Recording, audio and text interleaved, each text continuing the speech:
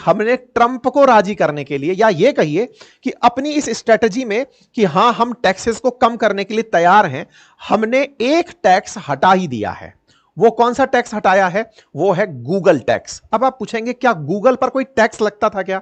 नहीं, असल में दुनिया भर में जो टेक कंपनीज हैं, उन टेक कंपनीज का जो लीडर है एक तरीके का, वो गूगल माना जाता है। उन केसेस में जब बात सर्फिंग से पैसा कमाने की हो, एडवर्टाइजमेंट से पैसा कमाने की हो, तो गूगल के नाम पर और भी जो कंपनीज हैं, चाहे फिर वो फेसबुक है, चाहे वो अमेजॉन है, जो एडवर्टाइजमेंट से बहुत बड़ा पैसा अर्न करती हैं, भारत सरकार उनसे पैसा वसूलती थी टैक्स के रूप में कि आपने भारत से जितना भी व्यापार किया और भारत से जो आप रेवेन्यू अपने देश में ले जा रहे हैं, उसके ऊपर भी हमें टैक्स देकर जाइए।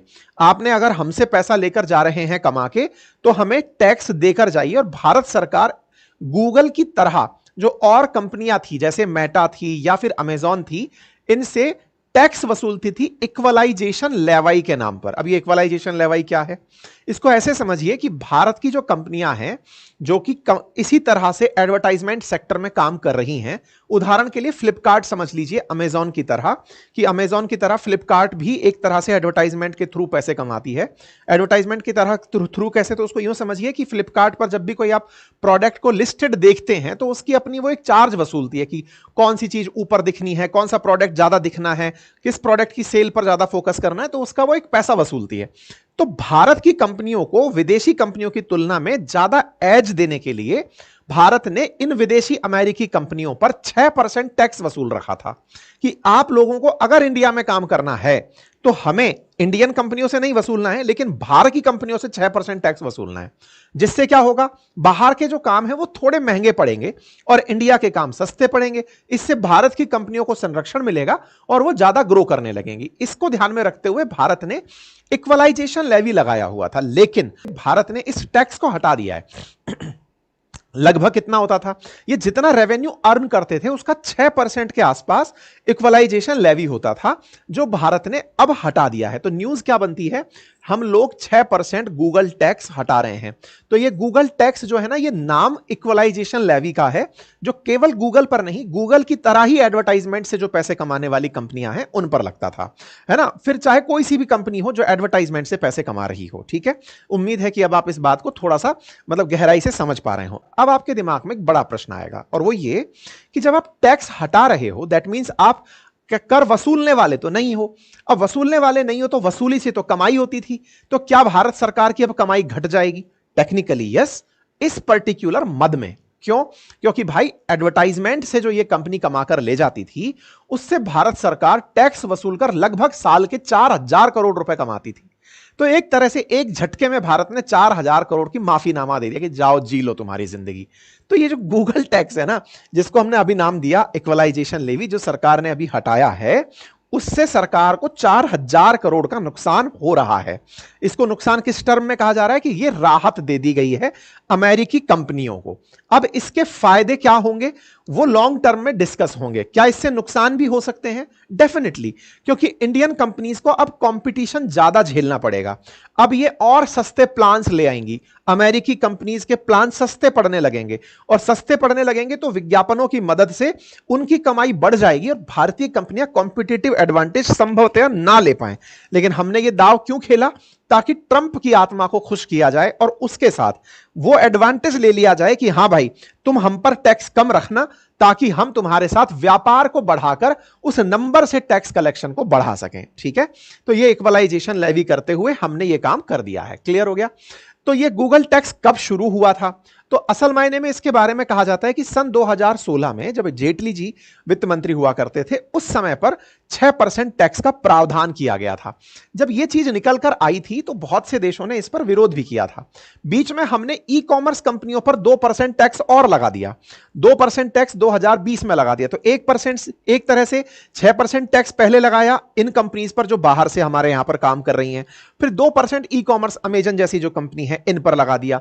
इस तरह की जब चीजें होने लगी तो भारत के अंदर जो रेवेन्यू कलेक्शन था इन टेक जाइंट्स का, उससे भारत सरकार की कमाई होने होने लगी।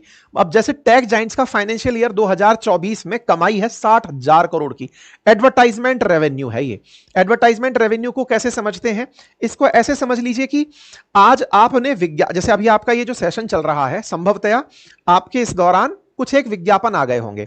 इन विज्ञापनों को चलाने के लिए गूगल ने उन कंपनियों से पैसा वसूला है, और जो वो पैसा वसूल रहे हैं उस पैसे से उनकी कमाई हो रही है। इस एवज में वो एडसेंस यूट्यूब के जो कंटेंट क्रिएटर्स हैं उनको भी उसका एक छोटा सा अंश दे देती हैं कि ये तो तुम पकड़ो ताकि तुम अच्छे से काम करते रहो। उससे बड़ा जो चंक है वो अपने साथ लेती हैं। इस तरह से उन्होंने जो 60,000 करोड़ का रेवेन्यू किया उस पर 6% सरकार वसूल रही थी। अब उस पर 6% सरकार वसूल रही है तो आप सीधा देखिएगा 600 गुना 6 6 को 3600 करोड़ रुपए का सीधा सीधा यहां पर सरकार ने 60,000 करोड़ में से फाइनेंशियल ईयर 2024 में अपना निकाल लिया था। लेकिन 2% मैंने और कहा जो कि ई कॉमर्स वेबसाइट्स पर लगाया गया था। तो एक तरह से सरकार यहां पर इनकी कमाई से पैसे कमाती थी।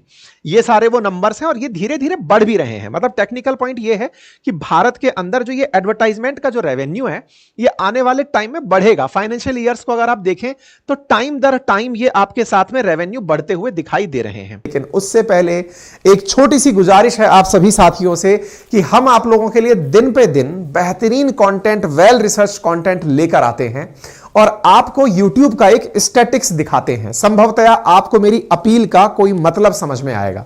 साथियों, मैं अक्सर आपसे कहता हूं कि आप में से जो लिसनर्स हैं मेरे, उनमें से 44% लिसनर ऐसे हैं जिन्होंने हमारे सेशन को सब्सक्राइब नहीं किया है, चैनल को सब्सक्राइब नहीं किया। ये YouTube का एल्गोरिदम है जो मैं आपको दिखा रहा हूं।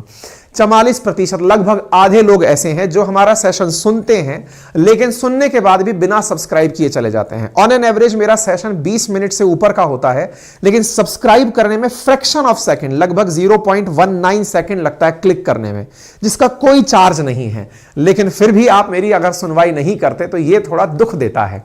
अगर आप सहयोग करते हैं जिससे कि हमारा मोटिवेशन बढ़े तो हमारे लिए बहुत ही अच्छा रहेगा। खैर, यह सत्य है, बाकी आपकी मर्जी है। अब गूगल किस तरह के एडवर्टाइजमेंट से पैसे कमाता है, तो यहां पर देखें तो सर्च के ऊपर जो एडवर्टाइजमेंट आते हैं उनसे, डिस्प्ले के ऊपर जो एडवर्टाइजमेंट, आप कहेंगे सर्च के मतलब क्या है। जैसे आप कोई भी क्वेश्चन, कोई भी गूगल पर कोई कीवर्ड अगर सर्च करते हैं तो आपने अगर मान लीजिए सर्च किया कि best IAS coaching in India, तो जैसे ही आपने सर्चेस के अंदर बेस्ट रिजल्ट्स तलाशे, तो ये जो शब्द है ना बेस्ट, अब ये बेस्ट तो हर आदमी होना चाहता है।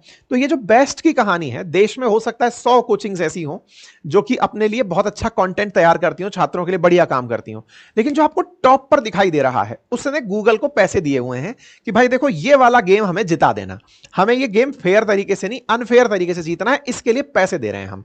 तो ये जो सर्च गेम है इसके पैसे दिए जाते हैं सर्च कीवर्ड्स के ऊपर आने पर। डिस्प्ले एडवर्टाइजमेंट्स जो आपको चलते हुए यूट्यूब पर दिखाई देते हैं, वेबसाइट्स पर चलते हुए दिखाई देते हैं, वीडियो पर चलते हुए दिखाई देते हैं। शॉपिंग के दौरान आपने जैसे ही कुछ चीज सर्च की कि बताइए बेस्ट शू फॉर मी या फिर बेस्ट शूज इन मार्केट, तो खट से जो आपके सामने टॉप विज्ञापन आ रहे हैं, गूगल उसके पैसे कमा रहा है।